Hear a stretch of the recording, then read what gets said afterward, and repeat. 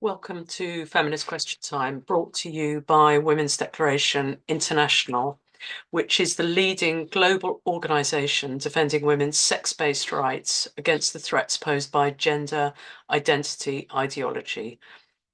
We have a website, womensdeclaration.com, where you'll find our Declaration on Women's Sex-Based Rights, which has been signed by 37,287 people from 160 countries, and is supported by 518 organisations. We have volunteer activists, many volunteer activists, and also country contacts. So for many countries, we have somebody liaising and doing work nationally in their country. And you can find that on our website, womensdeclaration.com. Do join us, and it's a women-only organisation, so you can join us by volunteering or donating or becoming a member and help with our work. And you can do that via the website or info@womensdeclaration.com. We also have published a book which is called Women's Rights, Gender Wrongs, the global impact of gender identity ideology, and it's edited by Kath Aiken and Sally Wainwright. And it's available widely via the sort of online stores and also in real life from stores. So today, I'm really pleased to say that we have three speakers. They are Carolyn Kost, who is going to talk, she's from the USA, she's going to talk about women's studies to gender studies. And we also, I'm really pleased to say, have Jessica Fenn, who is from Norway, the country we're saying is from Norway, and she's going to tell us why she signed the Declaration on Women's Sex-Based Rights and the journey in signing the Declaration, why she's a feminist and why the Declaration is so important. Jessica is from Norway, and she is a trade unionist, a leftist and a feminist, moved to Oslo from London 9 years ago and is part of WDI Norway. And Jessica Fenn is going to explain why she signed the Declaration on Women's Sex-Based Rights. So thank you so much for coming, Jessica, and over to you. Thanks for having me.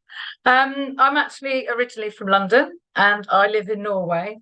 I think just before I start, I'm going to do a bit of the important stuff about the Declaration, and then I'm going to tell a sort of personal story about why this issue affects me so much. So there's some personal stuff which I was a bit nervous about, but I think it's really important. The sticker was we've also got in Oslo, so that was really fun.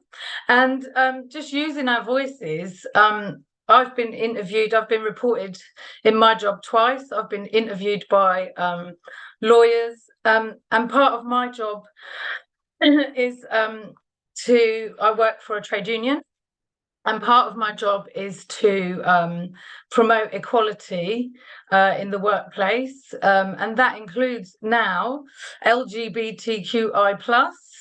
And it seems to be so limited to one way of thinking and the assumption that everybody agrees with gender ideology. There's no space for any other voice.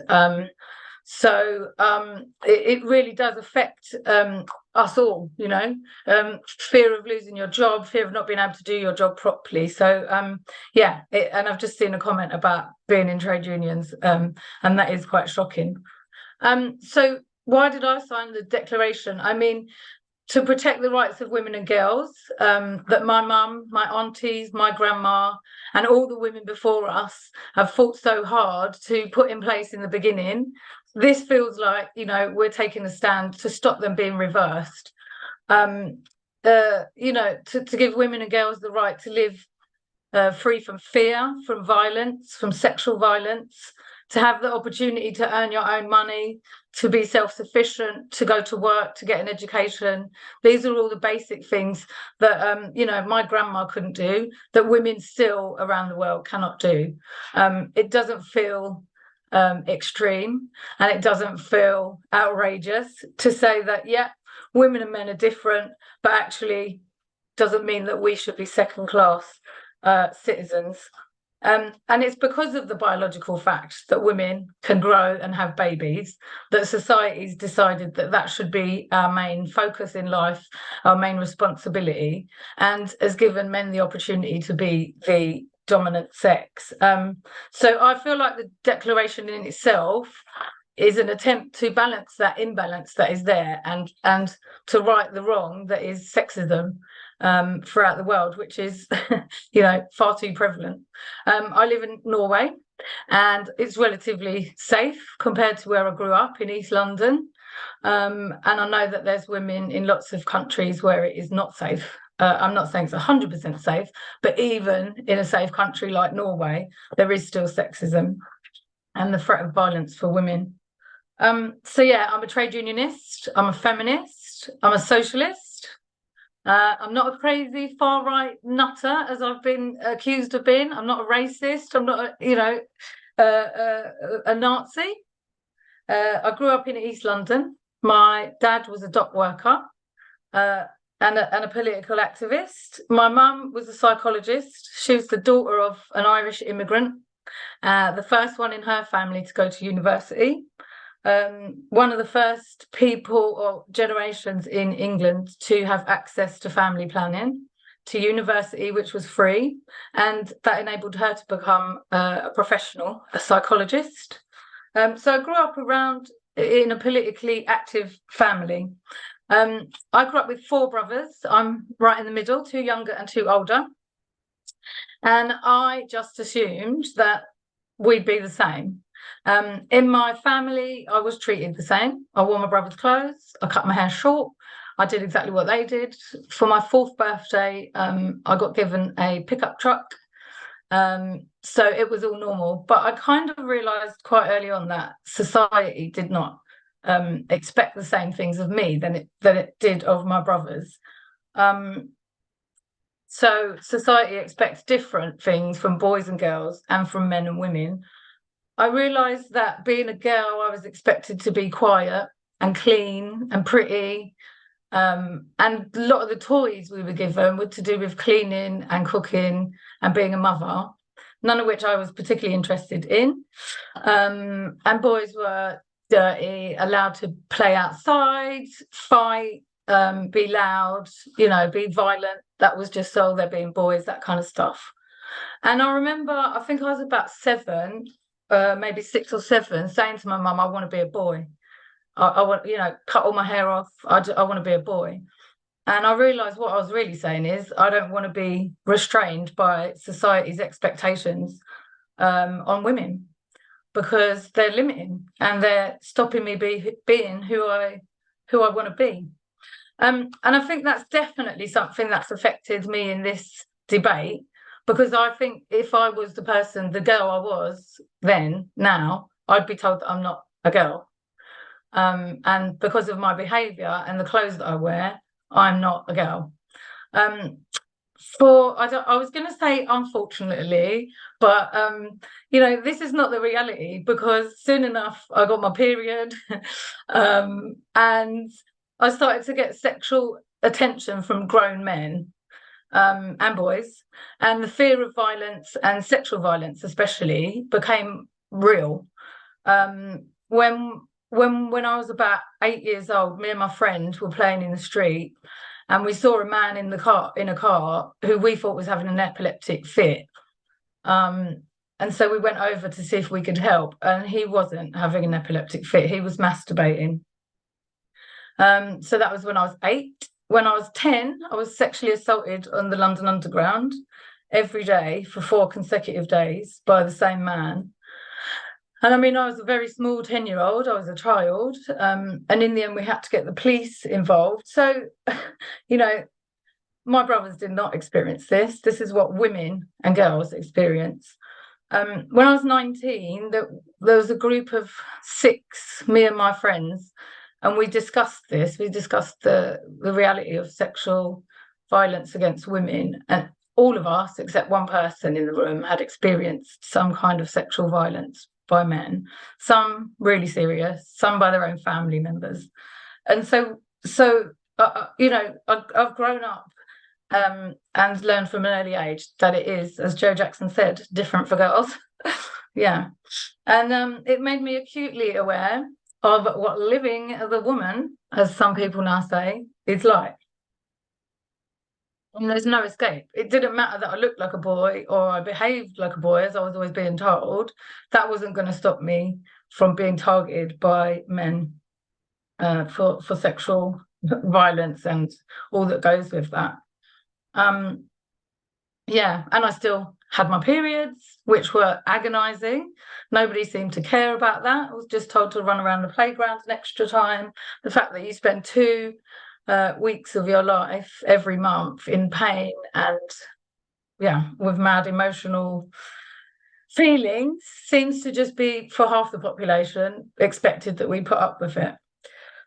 And then, of course, I started to be active in my trade union, and eventually started working for trade unions and expected that would be a safer place to work. Unfortunately, it's still a very male-dominated area to work in.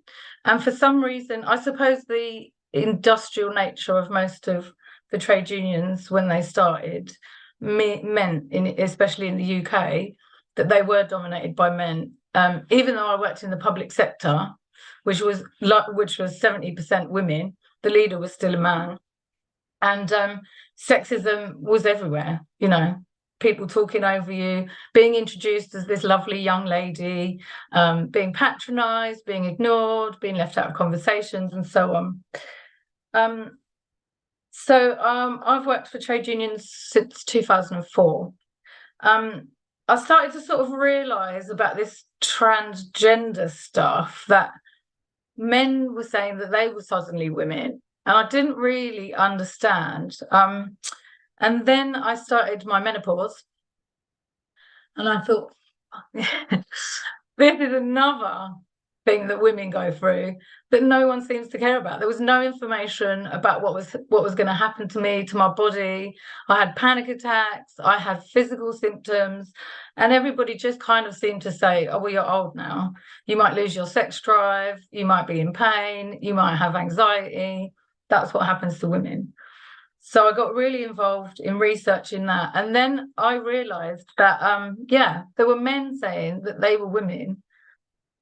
And I just at first was really confused. And I suppose, like a lot of us, was kind of sympathetic to the idea, because I've been, as a young person in the club scene, about drag queens and gay men, and they're very effeminate. And okay, it's not really, I don't think I really realised the impact of what was happening. And then I remember going out with my cousin in Canal Street in Manchester, which is the big gay club scene, and how sexist it was. And being told by some drag queen that the women's toilets were troughs, and what the fuck was I doing in a club? So it kind of spun a little bit for me. And then obviously I started to dig into it, because when I'm interested in something, I'll research it. Discovered Magdalene Burns, and then discovered all these weird men who were insisting that they were women, which was very strange. But then I realized that they were talking for us.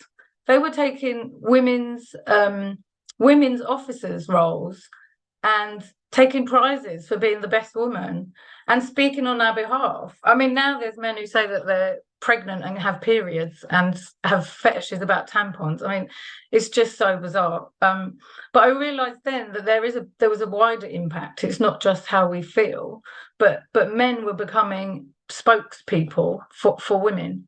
And so I realized that this is actually an important issue. And like I said in the beginning, all the rights that women have fought for along the way are in danger of being reversed.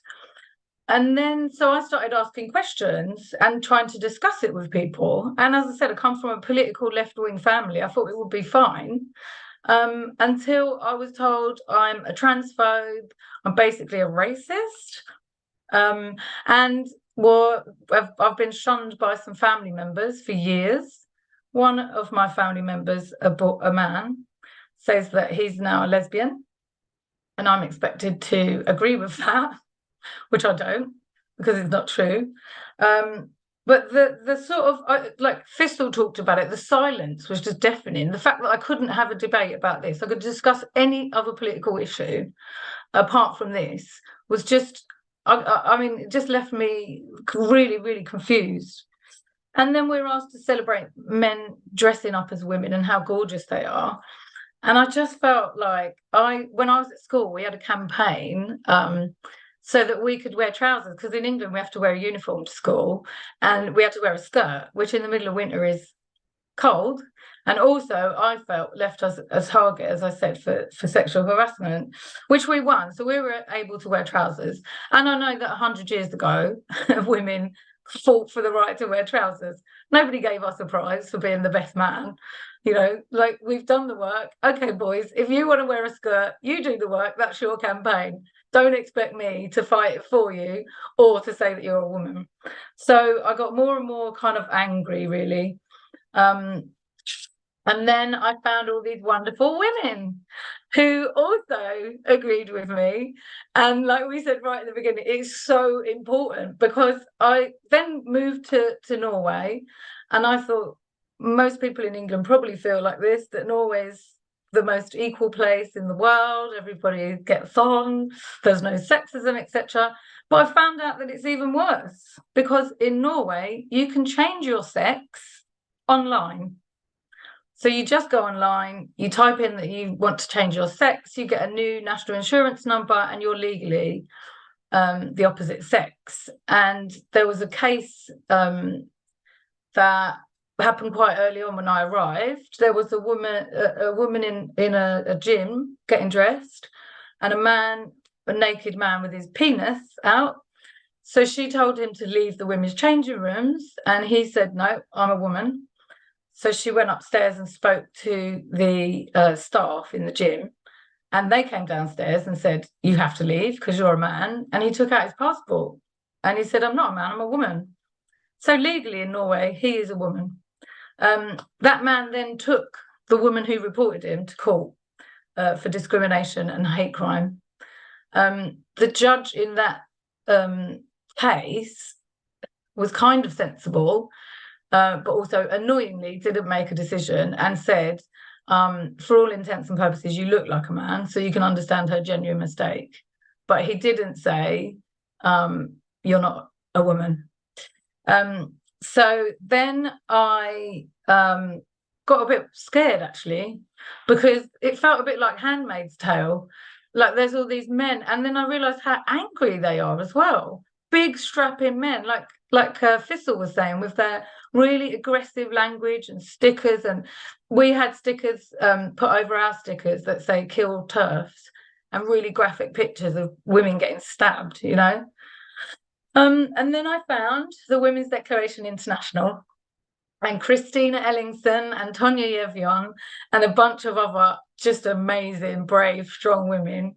And I thought, right, yeah, this is it, this is where I am. So I got active with them. Christina lost her job.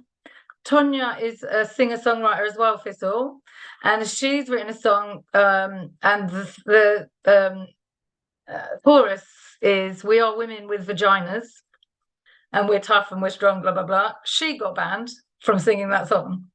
So I was just like, what? We're not allowed to say we're women with vaginas. So I thought, yeah, I'm on their team. And also I looked at the declaration and I just thought, like, this is not extreme. I don't understand why this is controversial. But the Women's Declaration International in Norway is the only feminist organisation that supports sex-based rights. Every single, even the most radical of the feminist groups in Norway have allowed trans women into them. The 8th of March committee, so this is the group that organises International Women's Day demonstration and gathering, changed their rules so that anyone identifying as a woman can vote.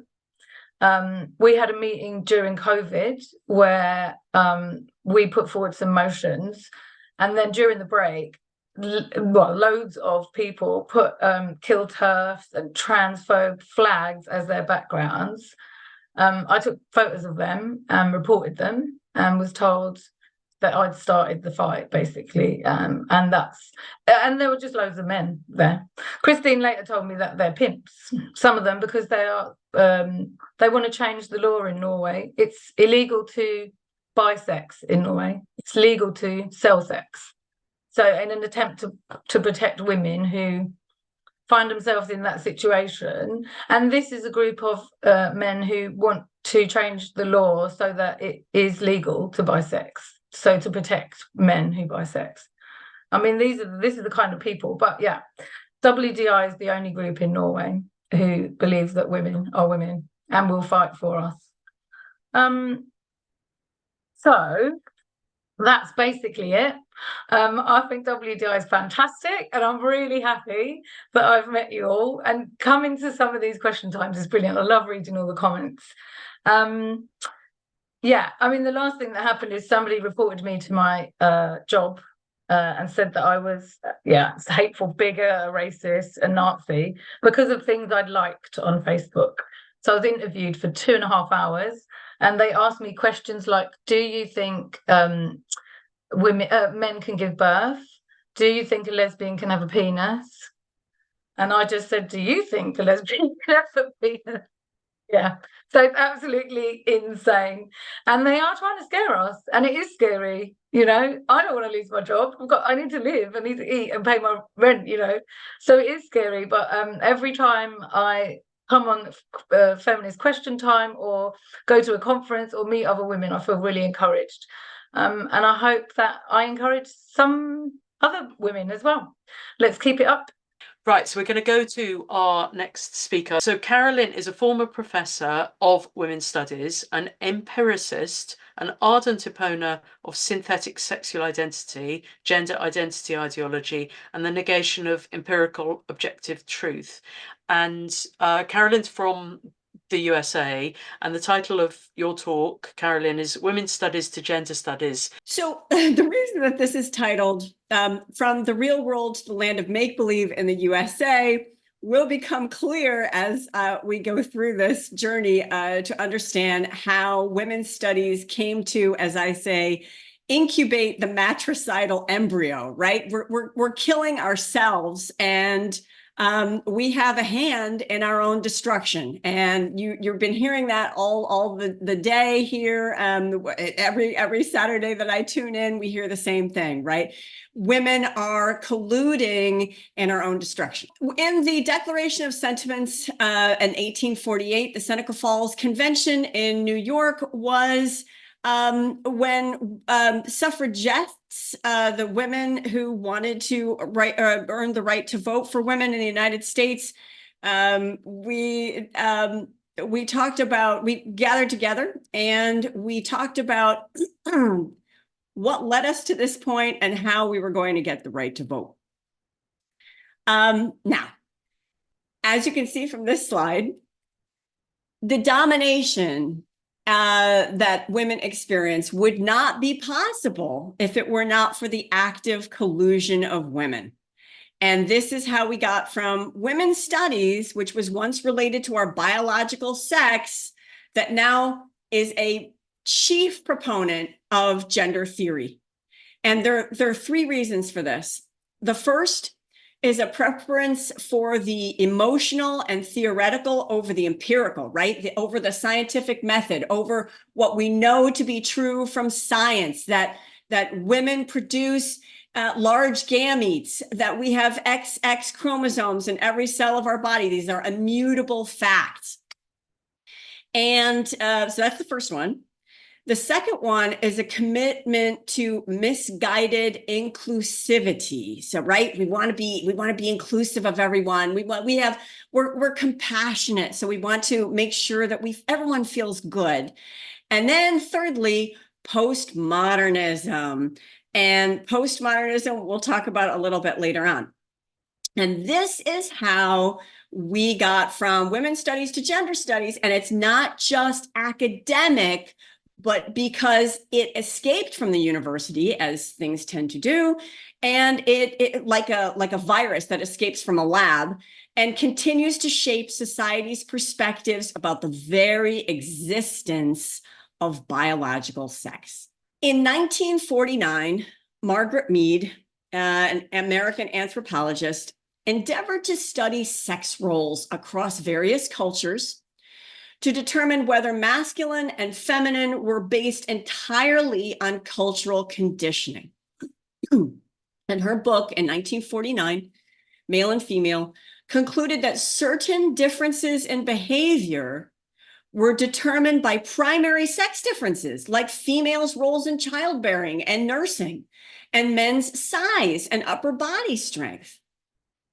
And this is really important, in societies where the differentiation of sex roles breaks down or becomes unbalanced, the social fabric is weakened.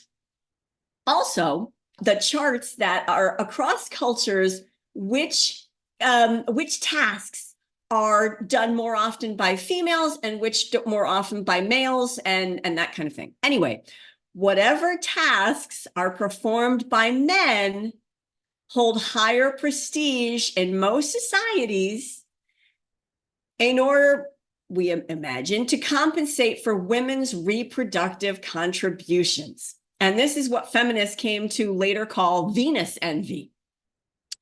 The impact and influence of Mead's work in the United States cannot be overstated. Valerie Saving is probably someone of whom you have not heard. However, her article, The Human Situation, A Feminine View, is available on PDF for free on the internet. And she was also very influential. Karl Marx had said, the criticism of religion is the main complete. It is the beginning of all criticism. And that's what she did. She was a theologian. This is a foundational critique of patriarchal religion.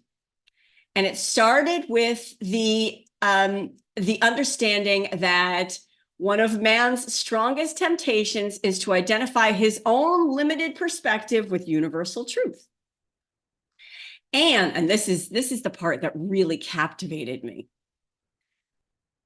In a patriarchal society, the male concerns himself with pride, will to power, assertion of the ego, and power and prestige. By reducing those others to the status of mere objects, which can then be treated as appendages of the self and manipulated accordingly. Those are her words. Okay, so when you look at what Judeo-Christian tradition considers sinful, that's what they are, right? Will to power, pride, assertion of ego, power. But she says the female, in contrast, tends not toward the assertion of the self, but the underdevelopment or negation of the self, characterized by diffuseness, a lack of organizing center or focus, dependence on others for one's own self-definition, tolerance at the expense of standards of excellence, and the inability to respect the boundaries of privacy, sentimentality, that's important, that's really important, and the mistrust of reason. And those male and female proclivities contributed in large measure to the transformation of women's studies. Betty Friedan, 1963, The Feminine Mystique. The criticism of this book is important for so many reasons, but one of the main criticism of the book focused on issues of white, middle-class, heterosexual women. And that raised feminist consciousness. And we realized, oh, wow, we need to be much more inclusive, diverse, equitable, etc. So rightfully, we elevated the voices of those who are not white, who are not heterosexual, who are not able-bodied, who are not in the middle class, who are not educated. But in the 2000s, inclusion became a Trojan horse, and it permitted males to storm the gates and literally and literally and figuratively invade women's spaces and experiences. Women's studies started as an attempt to understand the female experience. The first women's studies program in the USA was in 1970 in San Diego State. The definition I'm working with appears on the screen. Adult human female, female being the sex that gives birth, that typically has XX chromosomes in every cell and that produces large gametes.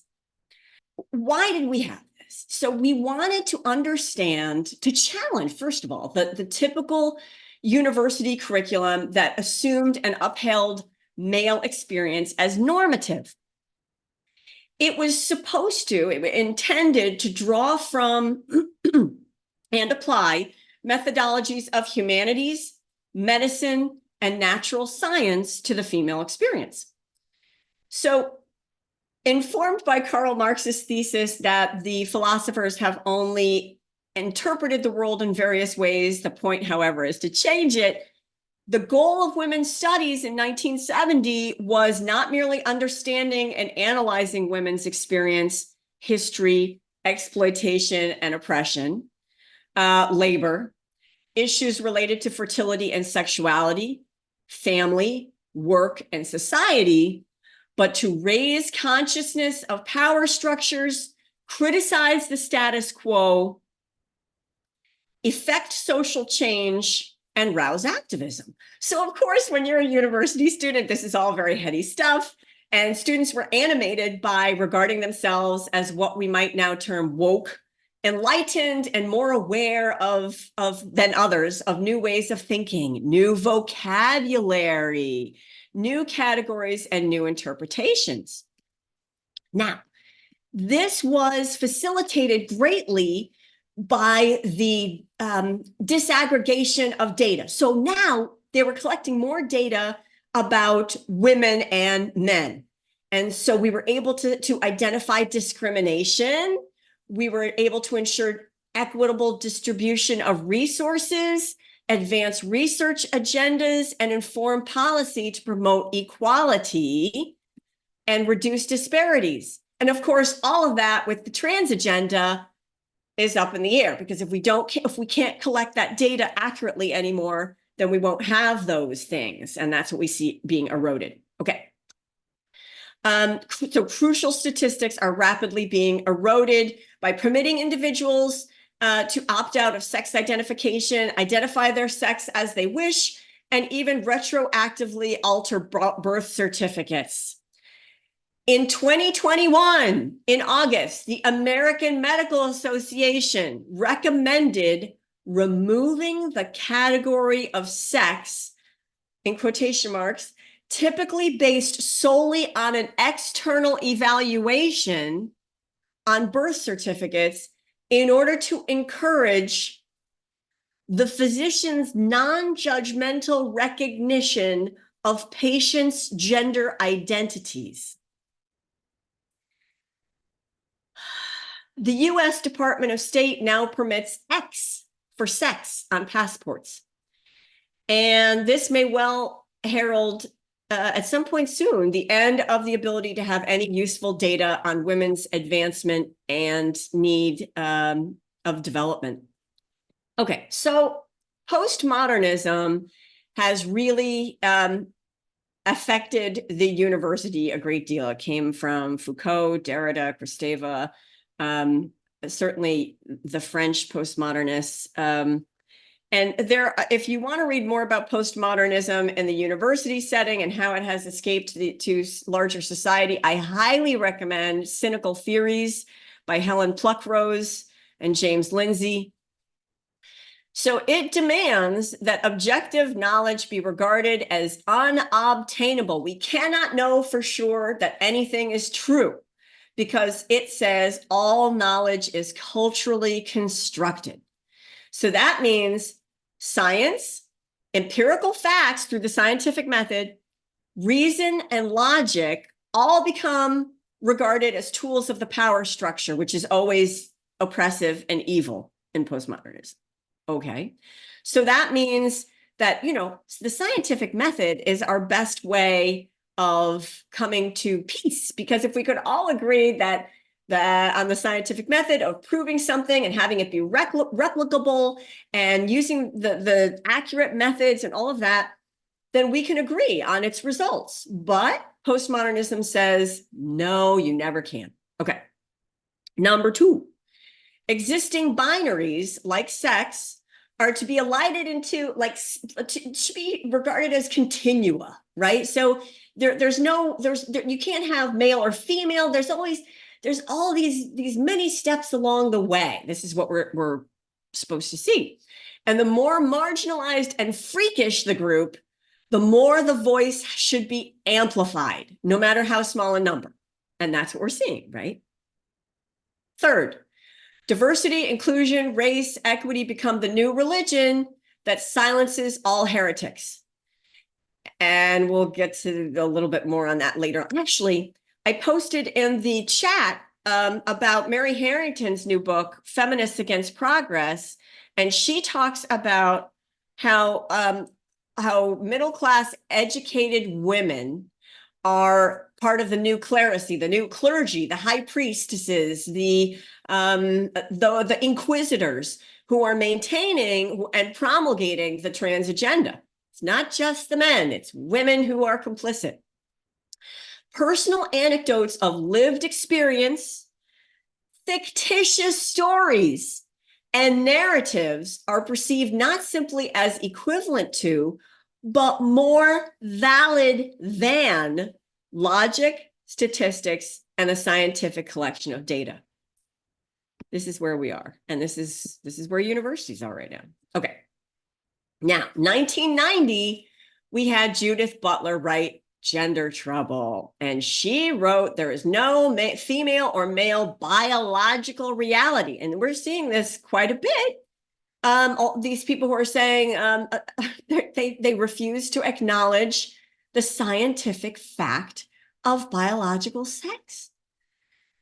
She made the case for acceptance and normalization. And once again, in the university, anything that's new, people grab onto, because you have to continually prove your relevance in higher education. And how do you do that? By gripping onto the new, and especially in the social sciences and English, because science, hard sciences like physics, chemistry, biology, they were making all these new discoveries. And so the other folks weren't, and they got jealous, and they wanted to have the new, right? So there's this neophilia stuff going on. So anything that's novel, theoretical, and emotional took the place of reality. And that helps us to understand why people assert gender as the same people who assert gender as merely a social construct physically alter their bodies. Doesn't otherwise fit, right? If it's a social construct, why are you replacing your healthy tissues and organs? Okay, now here's the problem. Women's studies adopted this framework. And when you have a flawed, unfounded, foundational knowledge base, what happens? You're going to build faulty structures on top of that. You have to have a solid foundation to build something solid on top. When I used to teach women's studies, I absolutely taught the use of the term gender to theoretically differentiate between biological reality of sex and the socially constructed norms, behaviors, and roles.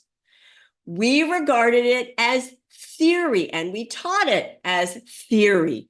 And somehow, not somehow, we know how, it has become reified, right? So now it has become not a theory anymore, but something that is like gravity, like a law, that gender is different from sex, and that it can be changed. But these people are trying to change their sex, so something doesn't fit here. Okay.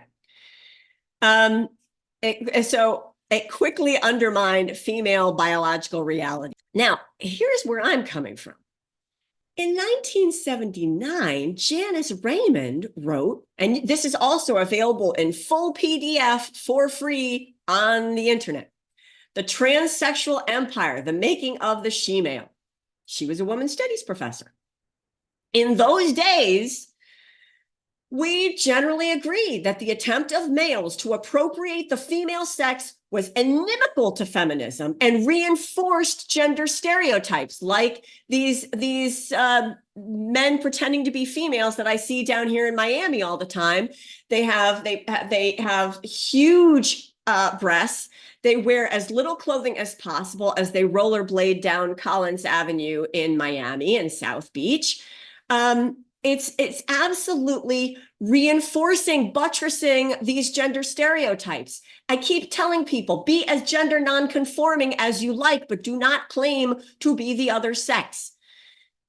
And this quote is a strong quote, but I love it. I wish that everyone would take a screenshot of it because it's important. All transsexuals rape women's bodies by reducing the real female form to an artifact, appropriating this body for themselves. The transsexually constructed lesbian feminist violates women's sexuality and spirit. Rape, though it is usually done by force, can also be accomplished by deception. She revealed, Janice Raymond revealed, that this phenomenon resulted in part not only from psychiatric disturbance, but from medicine and psychology serving as secular religions, replacing and the medical empire. And we know Big Pharma. We know how powerful Big Pharma is. We know that they stand to benefit tremendously. We know Pritzker is one of the billionaires behind all the cui bono, who follow the money and who benefits the most. Big Pharma, big medicine. They replace morality and ethics with technical ability. This is Frankenstein all over again. Reread Mary Shelley's Frankenstein. If you haven't read it in a while, I highly recommend doing so. And you're just going to see, oh my God, this is exactly what we're doing. And so now, less than 2 decades after its founding, women's studies was conjoined with gender studies. University programs with gender in the title outnumber women's studies programs 5-1. And in the United States in 2018, the National Women's Studies Association said this: statement against the redefinition of sex. As an association focused on the intersectional study of sex and gender, we reject the notion that sex is immutable, biologically determined binary. In direct contrast with lived experiences, erroneously defining sex through violent colonial, medical, and social constructions of gender. Okay, so what we have here is the once promising field of women's studies. We could have done so much if we stuck to the empirical. Now it's gender ideology. Postmodernism displaced reality and empiricism and infected academia with emotional appeals to accept and normalize the most outlandish and rightfully marginalized in the name of diversity and inclusion. And then, like I said, the virus escaped from the ivory tower and has now infected the broader society. And this is how you can get in touch with me. That's it.